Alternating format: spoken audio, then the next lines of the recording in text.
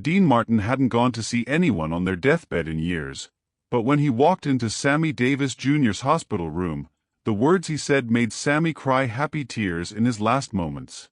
It was May 14, 1990, and Sammy Davis Jr. was dying.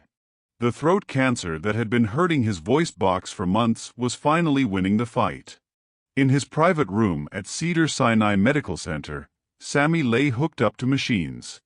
His once strong voice was now just a whisper, and his famous energy was fading with every hard breath. For weeks, many of Hollywood's biggest stars had come to say their goodbyes. Frank Sinatra had been there almost every day, sitting by Sammy's bed, holding his hand, and telling him stories about their good old days. Elizabeth Taylor had sent flowers. Liza Minnelli had sung softly to him. The entertainment world was saying goodbye to one of its most loved performers. But there was one person Sammy really wanted to see. One friend whose not coming was hurting his heart almost as much as the cancer was hurting his body. Dean Martin hadn't come. And as the days went by, it seemed less and less likely that he ever would. Dean had always been different from the rest of the Rat Pack when it came to sad feelings. While Frank was full of passion and drama, and Sammy was openly loving, Dean kept his feelings hidden inside. He hated hospitals, stayed away from funerals, and had a rule of not saying goodbye when he knew it would be the last time. Dean doesn't do deathbeds. Frank had told Sammy's wife, Altovise, when she asked if Dean might visit. It's not that he doesn't care. It's just that's not who Dean is. But Sammy had been hoping for over 30 years. Dean Martin had been like a brother to him. They had shared stages, hotel rooms, laughter, and dreams. They had been through the golden age of Las Vegas together, when the Rat Pack ruled the entertainment world and every night felt like a party. Sammy remembered the early days when he wasn't always allowed in the same hotels where Dean and Frank stayed. Dean had quietly made sure that contracts included rules for equal treatment for all members of the group. Dean never made a big deal of it, never gave speeches about civil rights, but his actions spoke louder than words. "Dean's got your back," Frank used to say. "He just doesn't talk about it." Now, as Sammy lay dying, he found himself thinking about all the moments he and Dean had shared. The late-night talks in Vegas hotel suites, the jokes they'd played on each other, the way Dean would catch his eye during a show, and they'd both start laughing for no reason anyone else could understand. But Dean hadn't come to see him. And with each day that passed, Sammy felt more sure that he would never see his friend again. On the morning of May 14th, Sammy was having one of his worst days.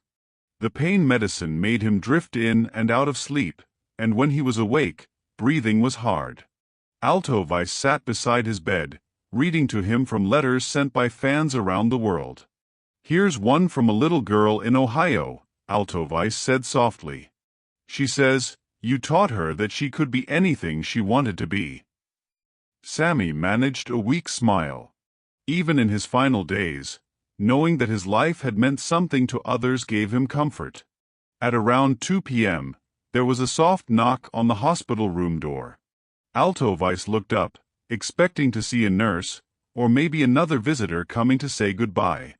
Instead, Dean Martin walked quietly into the room.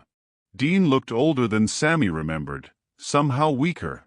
It had been 3 years since Dean Paul's death, and the sadness had aged Dean a lot. His famous cool walk was gone, replaced by a careful, almost unsure way of moving. Altovise gasped softly. She hadn't expected this, especially not at this late time. Dean walked slowly to the bed, his eyes taking in Sammy's condition. For a moment, neither man spoke. Then Sammy's eyes opened and looked at his friend's face. "Dino," Sammy whispered, his voice barely there. "Hey, Smokey," Dean replied, using the nickname he'd given Sammy years before. "You look terrible." Even with everything, Sammy started to laugh, which quickly turned into a coughing fit, but his eyes were bright with joy for the first time in weeks. Dean pulled a chair close to the bed and sat down. For several minutes, they just looked at each other. 30 years of friendship passing between them without words. I wasn't sure you'd come, Sammy finally managed to say. Dean's face softened. I wasn't sure I would either. I'm not good at this stuff, Sam. You know that. You're here now, Sammy said. That's what matters. Dean reached into his jacket pocket and pulled out something that made Sammy's eyes fill with tears. It was a photograph from 1960 showing the 5 members of the Rat Pack on stage at the Copper Room in Las Vegas. They were all young, good-looking, and full of life, arms around each other, laughing at some joke they'd long forgotten. I found this in my desk, Dean said, holding the photo where Sammy could see it. I've been carrying it around for weeks, trying to get the courage to come here. Sammy stared at the photograph, remembering that night. It had been during the filming of Ocean's 11, and they had just finished a show that had gone really well. Everything seemed possible back then. They were taking over the world, one show at a time. We were something, weren't we? Sammy whispered. We were everything, Dean replied strongly. The best there ever was. Altovise, feeling this was a private moment, quietly left the room to give the 2 old friends some time alone. Dean leaned closer to Sammy's bed. Sam, I need to tell you something. I need to say some things I should have said years ago. Sammy nodded, though it seemed to tire him out. I was never good with words like Frank was. Dean started. I couldn't make speeches or tell people how I felt. But you were more than a friend to me. You were the heart of everything we did. Dean's voice started to break with feeling, something Sammy had hardly ever heard in all their years together. When we first started performing together, I watched how you handled all the problems, the places that wouldn't let you stay, the people who said awful things. You never let it make you bitter. You never let it change who you were. You taught me what real class looked like. Tears were running down Sammy's face now. These were words he had waited his whole life to hear from Dean. You remember that night in Miami? Dean went on. When they tried to make you use the service entrance, I wanted to fight the whole hotel. But you just smiled and said, let's show them how it's done. Dino, let's be so good they can't ignore us. Sammy remembered it had been 1961, and even though the Rat Pack was at the top of their fame, some places still tried to have unfair rules.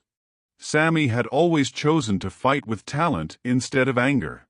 You were right, Dean said. You were always right. And I was proud to stand next to you on every stage we ever shared. Dean paused, fighting his feelings. This was the most open Sammy had ever seen him. I know I wasn't always there when you needed support. I know I could have spoken up more, done more. I was a coward sometimes, Sam, but I want you to know that every night we performed together was an honor for me. Sammy reached out with what little strength he had and grabbed Dean's hand. You were there when it mattered. Dino, you always had my back. Dean squeezed Sammy's hand gently. There's something else I need to tell you. Something I've never told anyone. Sammy waited, his eyes on Dean's face. You saved my life once, Dean said quietly. Not in a real way, but you saved who I was as a person. It was 1963 after the Kennedy thing when everything got hard with Frank and the politics. I was ready to quit, to walk away from all of it. I felt like we weren't a group anymore, like the magic was gone. Dean paused, remembering that tough time when the Rat Pack's ties to the Kennedy family had caused problems and splits. I called you that night. Remember? I was drunk and feeling bad for myself, and I said I was done with show business. You came over to my house at 3 o'clock in the morning and you sat with me until the sun came up. Sammy did remember. Dean had been going through one of his darkest times, questioning everything about his career and his friendships. You told me that the music mattered more than the politics. You said that what we did on stage was pure and that nothing could take that away from us.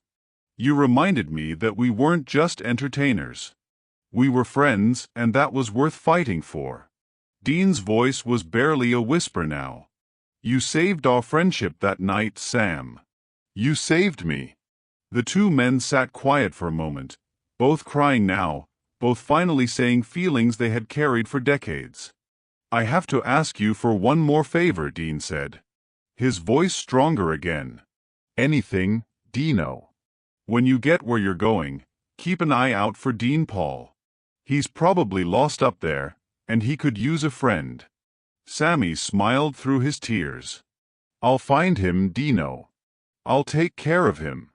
Dean leaned down and kissed Sammy's forehead, something he had never done before in all their years of friendship. "I love you, Smokey. I should have said it before, but I'm saying it now. You were the best friend a guy could have. I love you too, Dino. Thank you for coming. Thank you for everything." Dean stayed for another hour, sharing memories and holding Sammy's hand. When he finally got up to leave, both men knew it was goodbye forever. "Hey, Sam," Dean said from the doorway. "Next time I see you, you better be ready to sing. I've got some new material I want to try out." Sammy laughed one last time. "I'll be ready, partner. Save me the good songs." Sammy Davis Jr. died 2 days later on May 16, 1990. Those close to him said that after Dean's visit, something had changed. The fear was gone, replaced by peace. He had gotten the okay he needed from the friend whose opinion mattered most. Dean Martin went to Sammy's funeral, one of the few times in his later years that he went to such an event. He didn't speak at the service, but he was there honoring his friend one last time. Years later, when people asked Dean about that final talk with Sammy, he would simply say, "We said what needed to be said." The photograph Dean had brought to the hospital, the one showing the 5 Rat Pack members in their best years, was found on Sammy's nightstand after he died. On the back in Dean's handwriting were the words for Smokey, "The best there ever was, love Dino." That photograph now sits in the Rock and Roll Hall of Fame, a reminder of a friendship that lasted beyond life itself and showed that sometimes the most important words are the ones we almost never say. If this story of friendship and final goodbyes moved you, make sure to subscribe and hit that notification bell. Share this video with someone who needs to hear about the importance of saying what matters while there's still time. Have you ever had to say goodbye to someone who changed your life? Let us know in the comments. And don't forget to check out our other videos about the bonds that define us.